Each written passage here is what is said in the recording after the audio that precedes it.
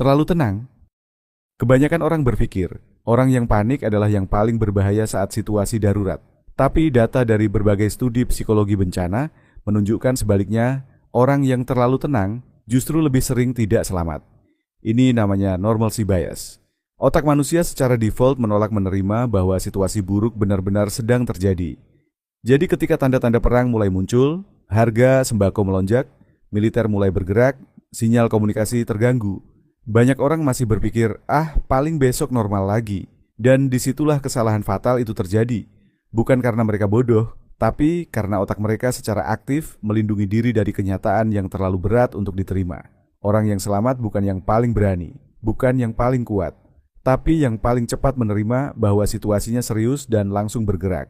Selisih beberapa jam di awal bisa berarti perbedaan antara sempat mengungsi atau terjebak. Tenang itu perlu, tapi tenang yang salah tempat bisa membunuhmu. Percaya pemerintah. Ini bukan soal pemerintahnya baik atau buruk. Ini soal bagaimana sistem bekerja saat krisis. Ketika situasi perang mulai memanas, hal pertama yang dilakukan hampir semua pemerintah di dunia adalah mengontrol informasi. Bukan karena jahat, tapi karena mereka tahu informasi yang tidak terkontrol bisa memicu kepanikan massal, yang justru lebih berbahaya dari perangnya sendiri.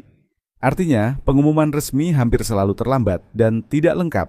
Saat pemerintah bilang, situasi masih terkendali, bisa jadi kondisi di lapangan sudah jauh lebih buruk dari yang diumumkan. Saat mereka bilang tidak perlu mengungsi, sebagian orang yang lebih dekat dengan sumber konflik mungkin sudah mulai bergerak diam-diam.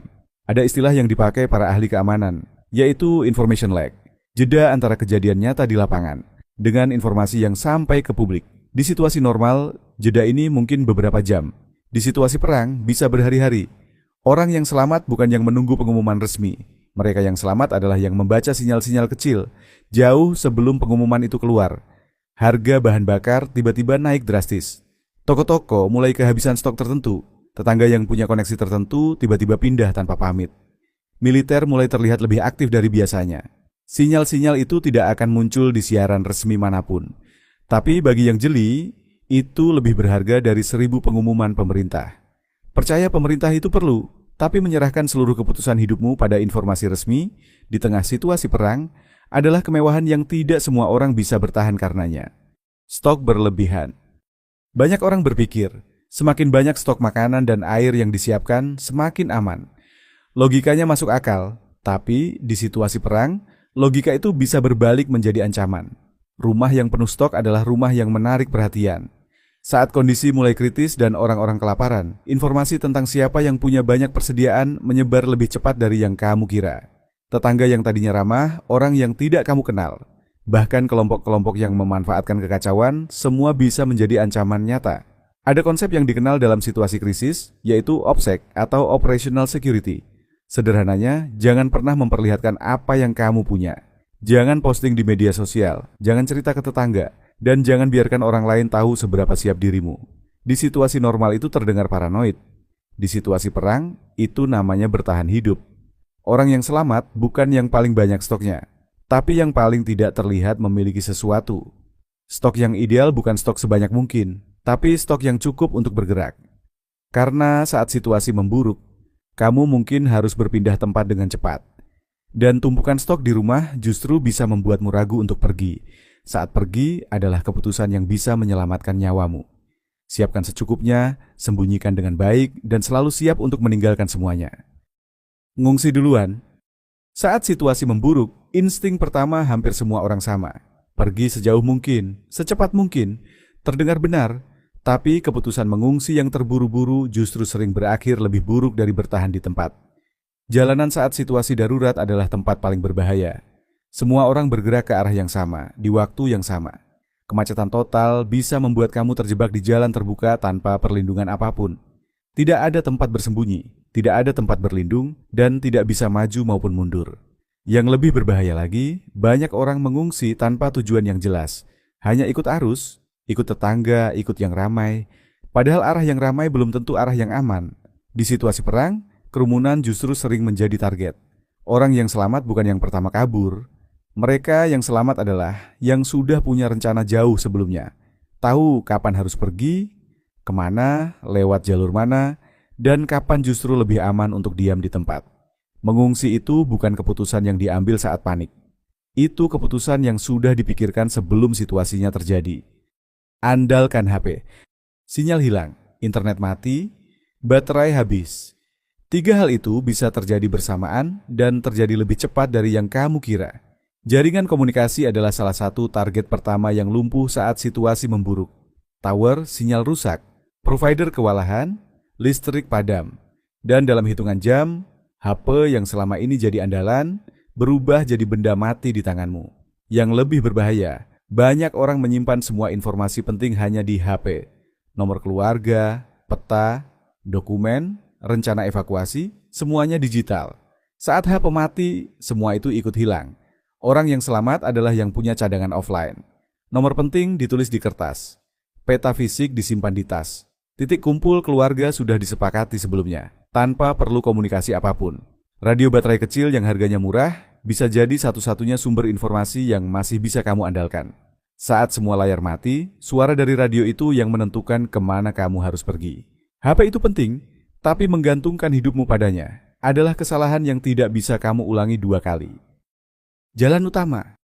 Saat harus berpindah tempat, semua orang menuju jalan yang sama. Jalan besar, jalan utama, jalan yang paling mereka kenal. Dan itu kesalahan yang sangat mudah ditebak. Jalan utama adalah yang pertama macet total. Pertama diblokir. Pertama menjadi titik konflik. Semua orang tahu jalan itu, termasuk pihak-pihak yang tidak ingin kamu lewat. Yang memperburuk situasi, kemacetan di jalan utama bukan sekadar soal waktu. Kamu terjebak di tempat terbuka, tanpa perlindungan, dikelilingi ratusan orang yang sama paniknya. Tidak bisa maju, tidak bisa mundur, dan tidak tahu apa yang ada di depan. Orang yang berhasil berpindah bukan yang mengikuti arus. Mereka yang berhasil adalah yang sudah hafal jalur alternatif jauh sebelum situasi darurat terjadi. Gang kecil, jalan kampung, rute memutar yang jarang dipakai orang. Peta fisik wilayahmu sendiri lebih berharga dari GPS manapun. Karena GPS butuh sinyal, peta tidak. Dan saat semua teknologi mati, orang yang pegang peta adalah orang yang paling tahu harus kemana. Mulai sekarang, perhatikan lingkungan sekitarmu.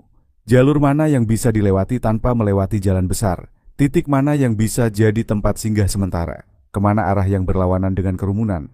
Jalan yang sepi bukan berarti jalan yang salah. Di situasi seperti ini, justru sebaliknya. Rumah sendiri.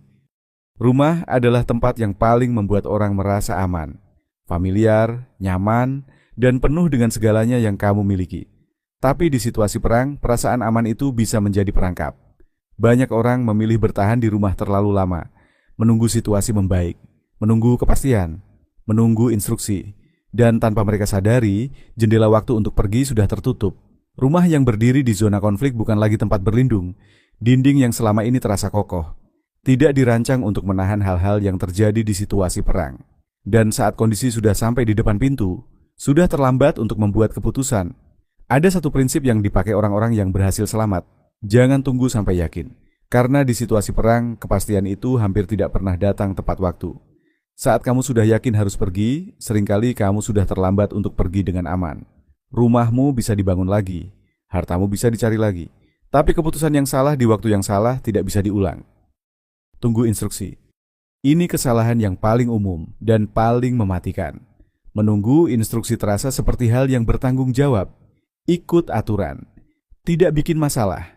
Tapi di situasi perang, menunggu instruksi dari pihak luar untuk menyelamatkan dirimu sendiri adalah keputusan yang bisa menghabisi segalanya.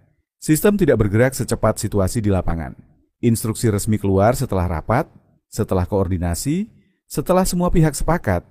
Sementara itu, situasi di luar terus bergerak, terus memburuk, tidak menunggu siapapun. Orang yang selamat adalah orang yang mengambil keputusan sendiri, lebih cepat dari sistem. Mereka tidak menunggu diberitahu. Mereka membaca situasi, menilai risiko, dan bergerak berdasarkan informasi yang mereka punya saat itu. Ini bukan soal tidak percaya siapapun. Ini soal memahami satu hal yang sederhana. Di situasi darurat, tidak ada yang lebih peduli pada keselamatanmu selain dirimu sendiri. Bukan pemerintah, bukan siaran berita, bukan pengumuman dari pengeras suara. Mereka semua punya keterbatasan, informasi yang terlambat, sumber daya yang tidak cukup, prioritas yang berbeda dengan prioritasmu. Kamu yang tahu di mana keluargamu berada, kamu yang tahu kondisi fisikmu, kamu yang tahu seberapa jauh kamu bisa bertahan, dan kamu yang harus memutuskan kapan harus bergerak, kemana, dan bagaimana. Tidak ada yang datang tepat waktu untuk menyelamatkanmu. Sejarah membuktikan itu berulang kali di berbagai belahan dunia. Instruksi boleh ditunggu, tapi nyawamu tidak bisa menunggu.